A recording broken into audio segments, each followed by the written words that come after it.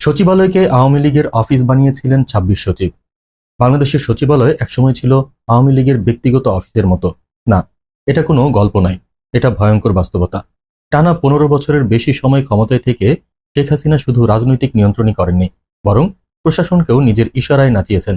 ছাত্র জনতার আন্দোলনে ২০২৪ সালের ৫ আগস্ট তিনি পদত্যাগ করে ভারতে পালিয়ে যান।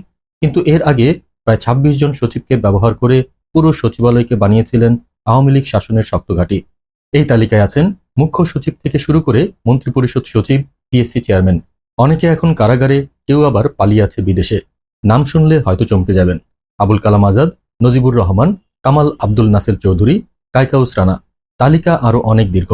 এরা শুধু আমলাতন্ত্রকে কলুষিত করেনি, করে তুলেছিল একটি প্রশাসনিক ফ্যাসিবাদ। আজ দেশের মানুষ প্রশ্ন করছে, এই বিশ্বাসঘাতকদের বিচার কি একদিন হবে, নাকি তারা চিরকাল প্রভাবশালী মহলের সুরক্ষায় বেঁচে যাবে?